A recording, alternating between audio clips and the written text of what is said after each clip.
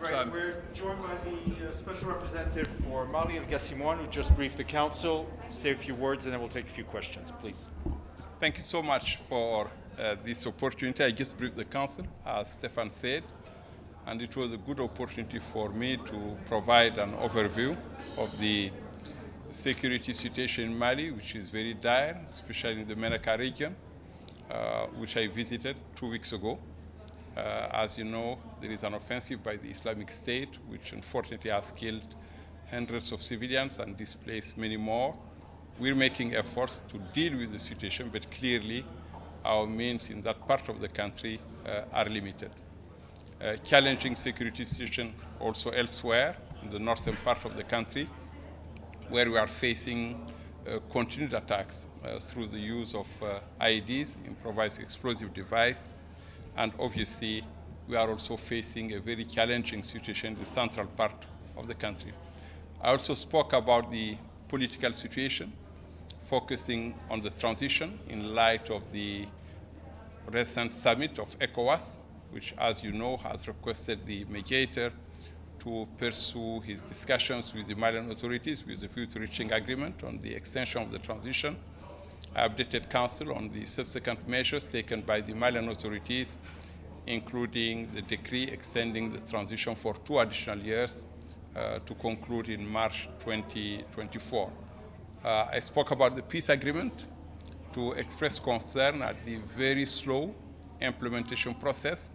We have been making efforts with Algeria, the chef de file of the mediation, to relaunch the implementation process, convening a number of meetings of the international partners, and it is my hope that the Malian parties will soon agree on the modalities for the convening of the high-level decision-making meeting, which was decided last October to discuss the details of the DDR, but also agree on the broader parameters of the institutional reforms that are needed for the full implementation of the peace agreement.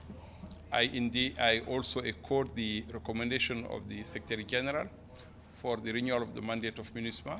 I believe MINUSMA has a key role to play in Mali. Mali needs MINUSMA, and the continued presence of the mission is critical to the long-term stabilization of the country. And then, of course, I responded to questions, but I'll stop here and now respond to yours. Sure. I have 2 questions. You talk about the mission and going forward.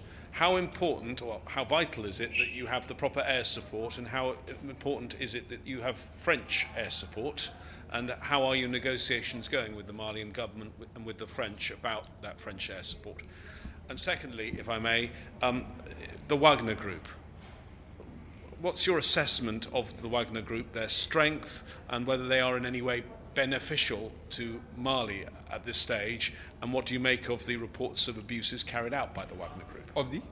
Abuses carried out by the Wagner Group. Good. No, thank you so much. I did indeed refer to the need for air support for MINUSMA. We have enjoyed over the years a very effective air support from the French forces Barkhane. But as you know, Barkhane is pulling out from Mali. The process is underway. And while the French authorities did indeed express their willingness to continue to provide in extremis support to MINUSMA, as was the case in the previous years, the Malian authorities, as you may have heard, have also indicated that they were opposed to any continuation of that support.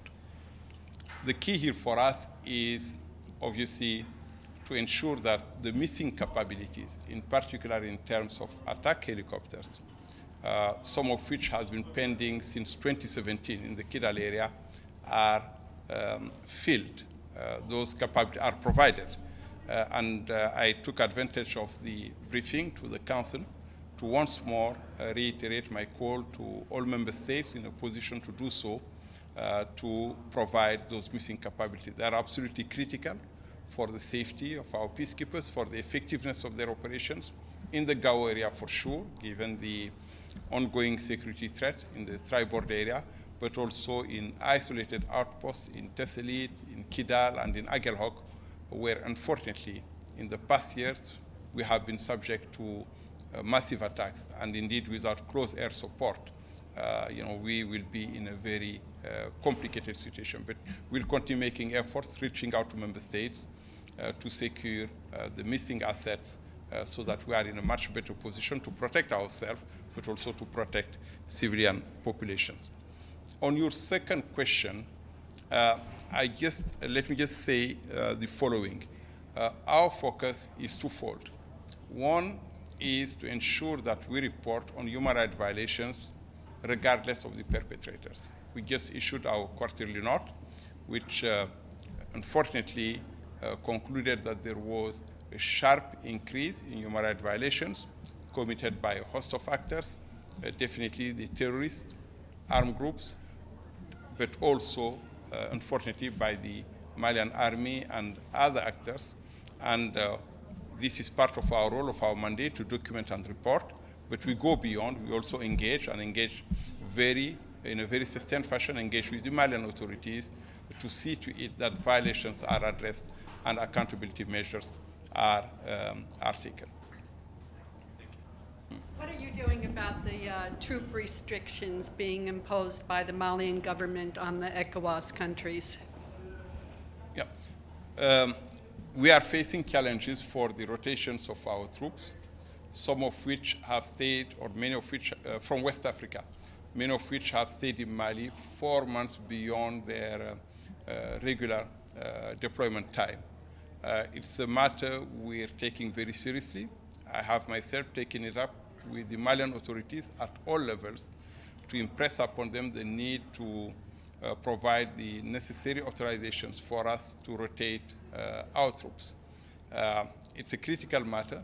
Delayed rotations have impact on the morale of our staff, have impact on the operational effectiveness of our troops. I would like to say that since my arrival here in New York, I did consult with many members of council, and as you may have seen also during the open debate, many members of the council have expressed support to MINUSMA and impressed upon the Malian authorities to indeed provide the authorizations we need for the rotation of our troop contributing and police contributing countries from West Africa. Jennifer? Thank you. You can just take off your mask. Yeah. Sure. What did you make of what you heard during the debate in the council about the different perspectives on MINUSMA and its renewal? What do you think will come out? What did you think of the differing views that you heard within the council when they were talking about renewing MINUSMA and about what needs to happen? What did you take away from today's meeting? Well, in any discussion, obviously, especially in the context of Mali, I think no one would be surprised to hear differences among members of the council, but my takeaway was the strong support to MINUSMA.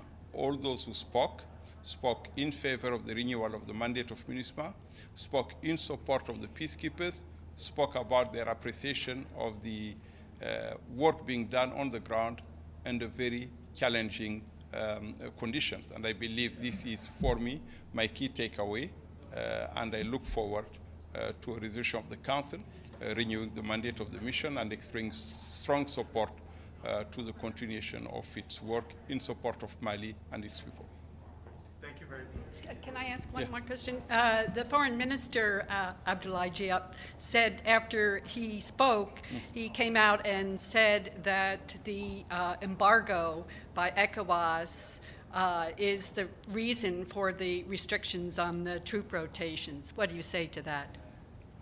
As I indicated, of course, those troops from the countries of the region are deployed in Mali under the UN, not by ECOWAS, and we do have agreements with Mali, which clearly states what the commitments of Mali are, and we will continue engaging the Malian authorities to ensure that they comply with the commitments they have made and allow us to rotate our troops.